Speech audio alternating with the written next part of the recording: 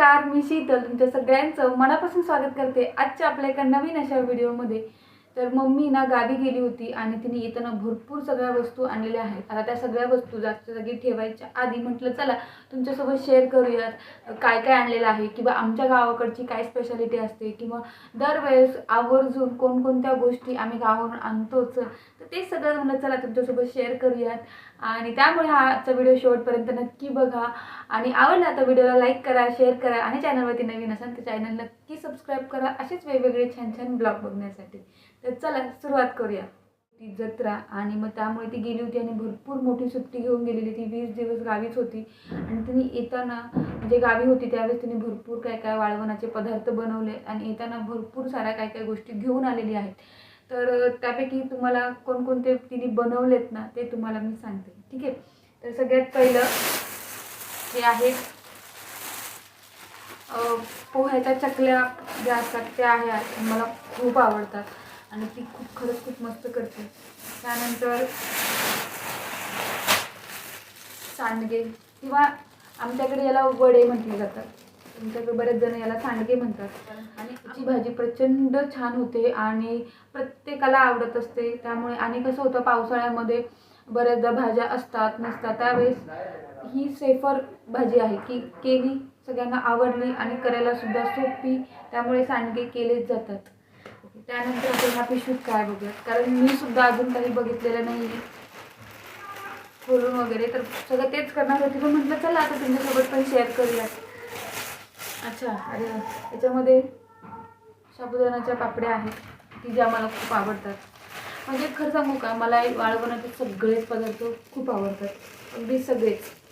मी लहानपणी तर खूप आवडीने खायचे, म्हणजे खूप संध्याकाळचं जे आजकाल आपण स्नॅक्स म्हणतो ते माझ्या लहानपणी ह्या सगळ्या गोष्टींचाच असायचा की तर त्याच्यामध्ये आहेत एवढ्या सगळ्या आहेत साबुदाणा आणि बटाट्याच्या चकल्या, त्या आणलेल्या आहेत मम्मी। तर ह्यासुद्धा आपल्या उपवासाला तर लागतातच, पण इतर टाईम पण मी असं म्हटलं की तोंडी लावायला किंवा आपल्याला असं बाहेरचं काहीतरी ते तळलेलं वगैरे खाण्यापेक्षा मी हे तळून खाते उत्तम। एकतर आपण खूप छान बनवलेलं असतं, छान तेलात तळत असतो व्यवस्थित, उगाच कोणत्याही घाणेरड्या तेलांमध्ये तळलेले नसतात, त्यामुळे नेहमीच चांगले नाही का। त्यानंतर वेफर्स, इतके सगळे वेफर्स बनवलेले आहेत, कारण जसं मी सांगितलं की बाहेरचे वेफर्सऐवजी वेफर्स आवडतात, खूप छान लागतात।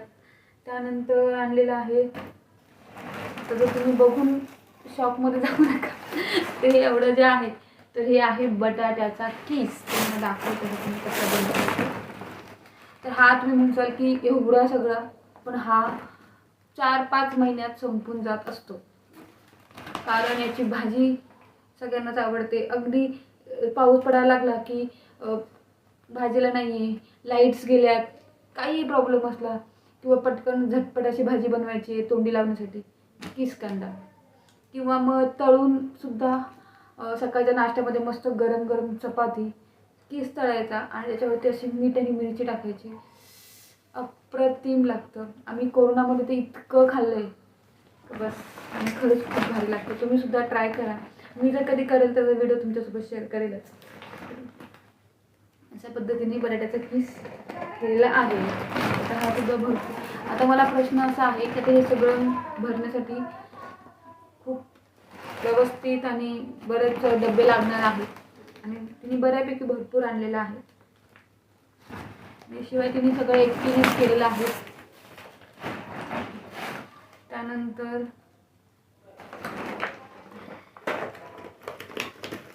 या पिशवीमध्ये आहेत, जसं मी म्हटलं की रव्याच्या पापड्या,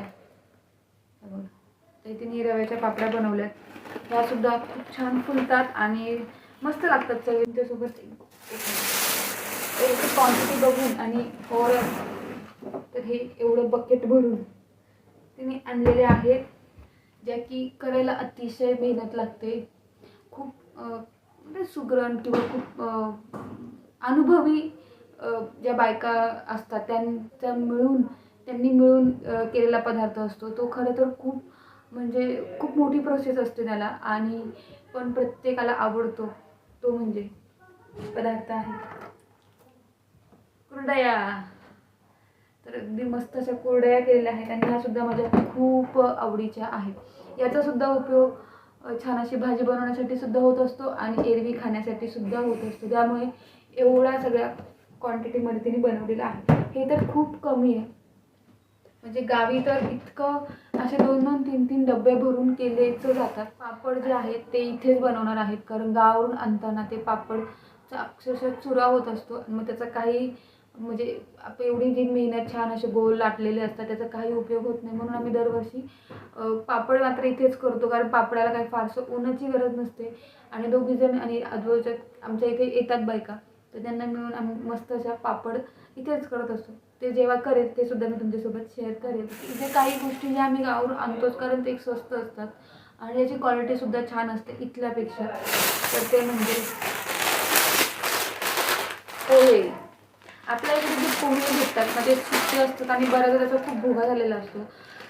आणि मला खरं सांगून आमच्या इकडचे जे गावचे पोहे आहेत ते इतके सुंदर लागतात आणि इतके मऊसूद होतात, मोकळे होतात आणि अगदी लांब लांब असे मस्त पोहेचे जे अजिबात भुगा नसतो आणि याच्यामध्ये कचरासुद्धा नसतो, कारण पॅकेटवाले आहे. त्यामुळे काही कचरा त्याच्यामध्ये काही हे जाणार, कारण बऱ्याचदा ना त्या किल्ले असतात त्याच्यामध्ये गोणीचे वगैरे असे बारीक बारीक धागे निघतात चाळल्यानंतर वगैरे. आणि आता हे 1 किलोचे पॅकेट आहे, एक 2 किलो आणलेले आहेत, तर काय 2-1 महिने जातील आरामशी. त्यानंतर हे धने. तर हे धनेसुद्धा गावाला इथल्या आपण डीमार्टमध्ये वगैरे घेतो तर खूप महाग असतात आणि इथले जे धने असतात ना त्यांना वास खूप कमी असतो. हे जे असतात ना गावरान धने म्हणतात त्याला असं, आता मी पुढे हातात घेतलं मला लगेच त्याचा वास यायला लागला आणि मग धना पावडर खूप सुंदर होते. आणि धना पावडर रेडीमेड विकत आणण्यापेक्षा असे धने आणून महिन्याला केले ना तर त्याचा वासही टिकून राहतो आणि त्याचा छान फ्लेवर आपल्या भाजीला येतो. कारण बऱ्याचदा करून ठेवलं ना म्हणजे वर्षभरासाठी, तर मग त्याच्यानंतर वास निघून जातो, चवसुद्धा कमी होते म्हणून. त्यानंतर आणलेलं आहे कडधान्य मेथी, हे मटकी. तर गावाला अशी खूप सुंदर बारीक मटकी भेटते. इथे बऱ्याचदा असते, महाग असते आणि क्वालिटी तितकी छान नसते. गावाला स्वस्तात मस्त असे हे.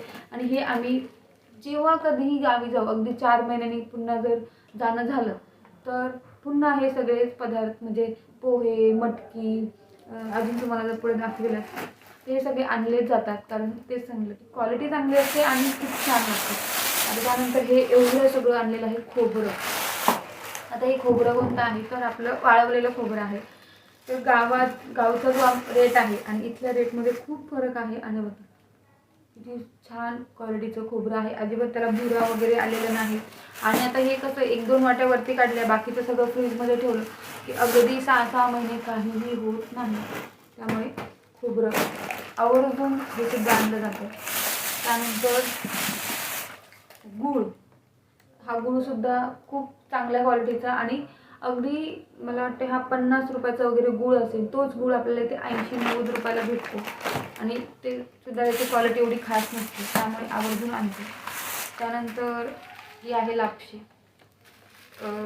गव्हाची लापशी जी असते ती सुद्धा आपल्याला कधी सणावाराला वगैरे शिऱ्याच्या ऐवजी लापशी आवडते, किंवा मटकीची भाजी म्हणजे आमटी ज्याला आपण म्हणतो, चण्याची आमटी, मटकीची आमटी, याच्याबरोबर कॉम्बिनेशनमधून लापशी खूप सुंदर लागते. हे सगळे आलेले आहेत फुटाणे. आता फुटाणेसुद्धा गावचा रेट आणि इथल्या रेटमध्ये निम्म्याहून जास्त कमी फुटाणे गावाला भेटतात आणि अगदी छान लागतात, टेस्टीसुद्धा असतात. त्यानंतर हुलगे. आता हे जे हुलगे आहेत ते सुद्धा गावाला स्वस्त भेटतात, क्वालिटीसुद्धा चांगली भेटते. आणि याला बरेच जण, आमच्याकडे हुलगे म्हटलं जातं, बरेच जण याला कुलथ असं काहीतरी म्हटलं जातं. तर याचं पीठसुद्धा बनवलं जातं, त्यामुळे हे किंवा मोड आणून याची भाजीसुद्धा प्रतिम होते, तर ते सुद्धा आणलंच जातं. त्यानंतर तिने आणलेलं आहे तीळ. आता हे तीळ काय आम्ही दरवेळेस आणतो असं काही नाही, वाटलं असं म्हणून तिने आणलं आहे. साबुदाणा आहे, हा सुद्धा गावाला छान असं पॅकिंगमध्ये असतो आणि हा सुद्धा अगदी दुप्पट फुलतो आणि चवीला सुद्धा उत्तम असतो. त्यानंतर अच्छा, त्याच्यामध्ये अजून एक मटकी आहे, म्हणजे 2 किलो मटकी आणली तिने आणि 2 किलो गूळ, हे 1-1 किलोच्या ढेप आहेत. त्यानंतर अजून काय आणले तिने, चणे आहेत हरभरे, हे घरातले शेतातले असणारे. म्हणजे आता माझी मम्मी तर काही शेतीचं करणं होत नाही, पण मावशी वगैरे किंवा माझे सासर वगैरे सुद्धा आणलेले आहे. अच्छा, हे आहे तांदूळ, जे राशनचे तांदूळ. आता छान वास येतो याचा. ते राशनचे तांदूळ आहेत आणि गावच्या राशनच्या तांदूळ आणि एक आपल्या मुंबईला जे मिळतात राशन तांदूळ, याच्यामध्ये क्वालिटीमध्ये खूप फरक आहे. खूप गावाला अगदी स्वच्छ आणि खूप छान लांब लांब, कधी कधी ते इतके सुंदर असतात की आपल्याला इथे विकत एवढे महाग भेटतात, 50-60 रुपये क्वालिटीचे, ते तिकडे गावाला भेटतात. त्यामुळे आवर्जून आणतो. आणि आता हे तांदूळ जे आहे ते घरी भाताला खाण्यासाठी नसतात, तर आपण जे इडली किंवा डोसे वगैरे करतो ते पीठ भिजवण्यासाठी, किंवा आपलं तांदळाचं जे पीठ आणतो तर ते दळून आणण्यासाठी. राशनचे गहू छान चिकट असतात, त्यामुळे छान पीठ येतं, त्याच्या भाकरी वगैरे सुद्धा छान होतात. त्यामुळे आवर्जून गावावरून येताना असे राशनचे, कारण इथून तर राशन घेणं होत नाही, त्यामुळे वाळवून खारवून केलेलं असं जे लोणचं असतं ते मला खूप आवडतं. याला तेलच खूप कमी टाकलं जातं, कारण वाळवलेलं असतं, त्याच्यामुळे याला खराब होण्याचं किंवा त्याला बुरशी वगैरे येण्याचं काहीच चान्स नसतो. आणि हे आणलेलं आहे, तोंडाला अक्षरशः पाणी, आणि खुल्लं असं मस्त जे लोणचं बघून होतं तेच आता माझ्या तोंडाला पाणी सुटलेलं आहे. तर तो आंबा पाणी लागलेला होता, म्हणून मग मी गावावरून आणलेत. आणि बघू शकतो त्याला आता कलर यायला सुरुवात झाली. मस्त आहे. तर याचं जेव्हा मी छान पिकतील त्याला पिकायला घालावं लागेल, आणि मग मस्त गावरान आंब्याचा आस्वाद घ्यायचा आहे. तर हे असे एवढ्या पिशवीवरून आणलेले आहे. जत्रा होती तर तुम्ही याच्यामध्ये आणलेली आहे जत्रे स्पेशल लाल शेव. तर तुम्ही याला काय म्हणतात किंवा तुम्हाला आवडते का सांगा. तर मला फारशी नाही आवडत, कारण मला जास्त गोड पदार्थ आवडत नाही.